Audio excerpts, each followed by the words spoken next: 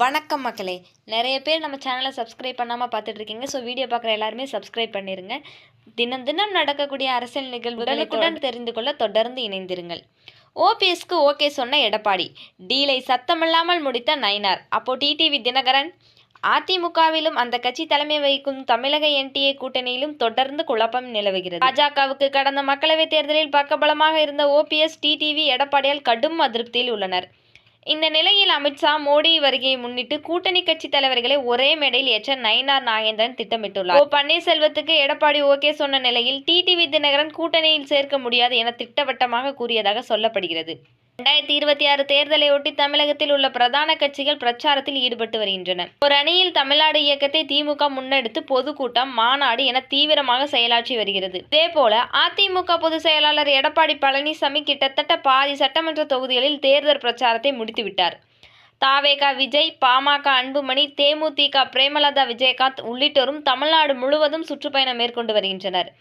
இந்த நிலையில் மிகப்பெரிய கூட்டணி பலத்துடன் திமுக இருக்கும் நிலையில் அதற்கு எதிராக பலமான கூட்டணியை அமைக்க அதிமுக முயற்சித்து வருகிறது. ஆனால் உட்கட்சி விவகாரம், கூட்டணி குழப்பங்களால் அது முடியவில்லை.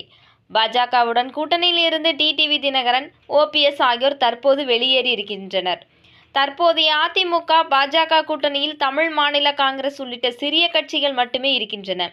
மேலும் தேமுதிக, பாமக உள்ளிட்ட கட்சிகளையும் கூட்டணிக்கு அழைத்து வர பேச்சுவார்த்தை நடக்கிறது. பாமகவை பொறுத்தவரை அதிமுக கூட்டணியில் இணைவதற்கான சாத்தியக்கூறுகள் அதிகம் இருக்கின்றன. ஆனால் தேமுதிகவின் நிலைப்பாடு எதுவென்று தெரியவில்லை. ஜனவரியில் கட்சியின் மாநாட்டுக்கு பிறகுதான் கூட்டணி குறித்த முடிவு செய்யப்படும் என பிரேமலதா விஜயகாந்த் கூறியிருக்கிறார். இந்த நிலையில் தமிழக சட்டமன்ற தேர்தலை முன்னிட்டு பிரதமர் நரேந்திர மோடி, உள்துறை அமைச்சர் அமித்ஷா ஆகியோர் அடுத்தடுத்து தமிழகம் வர இருக்கின்றனர். இன்னும் சில நாட்களிலேயே சேலத்தில் அமித்ஷா பங்கேற்கும் பிரம்மாண்ட பொதுக்கூட்டம், நெல்லையில் பிரதமர் நரேந்திர மோடி பங்கேற்கும் பொதுக்கூட்டமும் நடைபெற இருக்கிறது. தொடர்ந்து அக்டோபர் 1ஆம் தேதி மதுரையில் இருந்து பாஜக தலைவர் நயினார் நாகேந்திரன் தேர்தல் பிரச்சாரத்தை துவக்குகிறார். மாநிலங்களில் இருப்பது போல தமிழகத்திலும் பாஜக கூட்டணி வலுவாக, பிரம்மாண்டமாக இருக்கிறது என்பதை காட்ட வேண்டும் என்பதற்காக பாஜக கூட்டணியில் இருக்கும் தலைவர்களை ஒன்றாக மேடையில் தோன்ற வைக்க ஏற்பாடுகள் தீவிரமாக நடக்கின்றன. ஆனால் கூட்டணியில் இருந்த முக்கிய முகங்களான ஓபிஎஸ், டிடிவி ஆகியோர் எடப்பாடி பழனிசாமியின் பிடிவாதத்தால் கூட்டணியில் இருந்து வெளியேறிவிட்டனர். அவர்களை சமாதானப்படுத்தும் முயற்சி நடைபெற்று வருகிறது.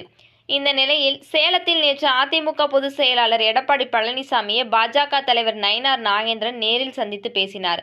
அப்போது கூட்டணி தொகுதி பங்கீடு குறித்து பேசியதாக தகவல் வெளியாகிறது. அது மட்டுமல்லாமல் சேலம் அமித்ஷா நிகழ்ச்சி, நெல்லை மோடியின் நிகழ்ச்சியில் கூட்டணி கட்சி தலைவர்களை ஒன்றாக பங்கேற்க வைக்க வேண்டும் என எடப்பாடி பழனிசாமியிடம் நயினார் நாகேந்திரன் வலியுறுத்தியதாக சொல்லப்படுகிறது. தற்போதைய சூழலில் ஓபிஎஸ், எடப்பாடி பழனிசாமி குறித்த எந்த கருத்தும் தெரிவிக்காமல் அமைதியாக இருக்கும் நிலையில் அவரை கூட்டணிக்குள் அனுமதிக்க எடப்பாடி சம்மதித்ததாக சொல்லப்படுகிறது.